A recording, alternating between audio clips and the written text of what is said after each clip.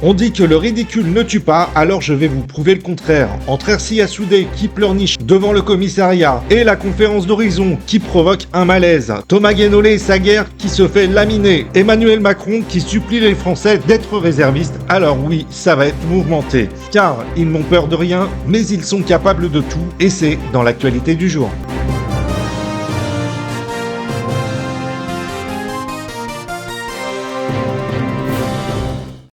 Bonjour à toutes et tous, donc là on est devant le commissariat du 12e arrondissement dans lequel se trouvent des jeunes qui étaient en fait parmi les jeunes de la Gaîté et en fait on essaye d'avoir des informations sur le moment où ils vont sortir.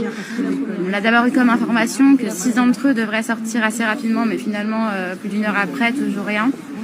Et là des discours contradictoires parce qu'on nous dit que finalement ils ne devraient pas sortir avant 8h du matin. Et je m'inquiète beaucoup parce que une des choses absolument essentielles quand on va en garde à vue, c'est quand même de voir un médecin, surtout quand on a subi un matraquage comme ça a été le cas ce matin avec tous les jeunes de la Gaîté, plus tous les militants qui étaient là pour les défendre. Et là, en fait, concrètement, on n'a pas pu m'assurer réellement que les jeunes avaient vu un médecin. Et donc moi, je m'inquiète, je me demande, voilà, finalement, si on considère ces jeunes comme des jeunes normaux, en fait, comme des êtres humains. Et je m'inquiète aussi parce que on m'a clairement fait comprendre que plusieurs OQTF allaient tomber, tout en voulant me rassurer en me disant qu'ils ne finiraient pas en CRA.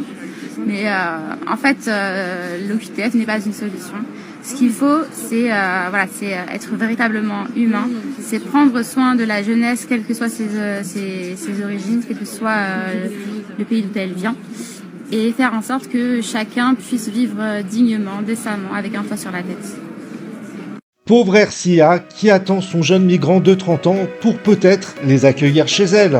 Il paraît même qu'elle serait passée devant un jeune clochard, mais peut-être un petit peu trop blanc pour qu'elle s'arrête. Et oui, c'est bien connu chez la gauche, car Ercilia a des priorités, les migrants avant les Français. Alors, si je peux lui donner un petit conseil, ne reste pas dehors trop longtemps, car il est bientôt l'heure de dormir.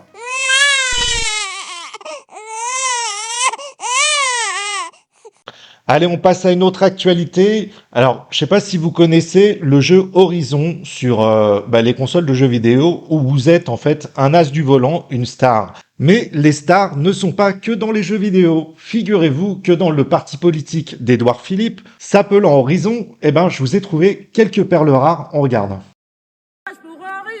On s'engage pour Horizon. Et partout où nous irons. Et partout où nous irons. Nous chanterons pour Horizon. Nous chanterons pour Horizon. Nous on a notre vision. Nous on a notre vision. En 27 c'est Horizon. En 27 c'est Horizon. Horizon. Allez. Ils ont tout à fait raison de s'engager auprès d'Édouard Philippe, qui a créé son parti pour Emmanuel Macron, qui lui a tellement craché à la figure qu'il en a perdu ses cheveux. Et en plus, nous avons un spectacle à la hauteur du parti. Alors vive Horizon et vive les présidentielles, enfin un parti d'avenir. Allez, allons faire un tour du côté de l'Assemblée, du côté de chez Renaissance ou Ensemble. On sait plus qui est qui maintenant.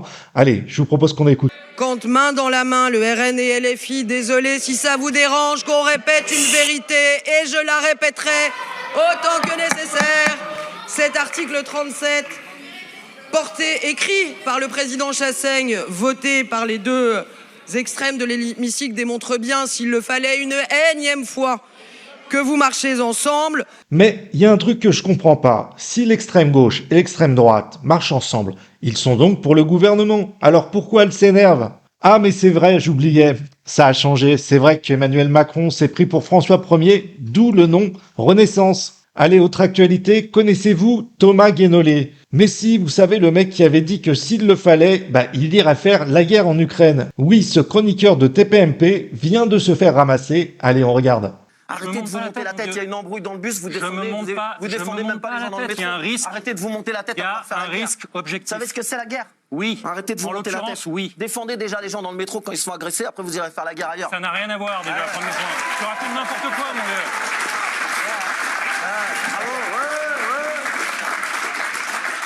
Parce que non... Mais non, mais les gens ici sont marrants, les gens comme ça sont marrants, les gens comme Thomas. Non, mais c'est pas une question. Au feu rouge, tu lui dis petit con, il tourne la tête, il démarre, il va faire la guerre. D'abord, t'arrêtes de me traiter de lâche parce que ça va finir par me gonfler. J'ai dit les gens en général. Tu arrêtes de me traiter de lâche, ça va finir par me gonfler. Vous savez les amis, moi ça me fait mal pour lui et je vais vous avouer une chose, c'est le seul mec qui se prend une balle alors qu'il n'est même pas parti au combat, un toucher coulé pour Guénolé qui ferait mieux de jouer à la bataille navale. Allez, comme on parle de guerre, on va parler d'Emmanuel Macron, mais alors on va le passer très rapidement parce qu'il a quelque chose à nous dire, mais ça va être très court. Hein. Je voudrais vous convaincre que vous avez un rôle à jouer dans ce moment, dans cette ère dans laquelle nous entrons, et que peut-être dans notre pays où depuis plusieurs années on s'était habitué à se demander ce que le gouvernement pouvait faire pour nous. À part dilapider la France et puis donner de l'argent à l'Ukraine, je pense pas que le gouvernement puisse faire grand-chose.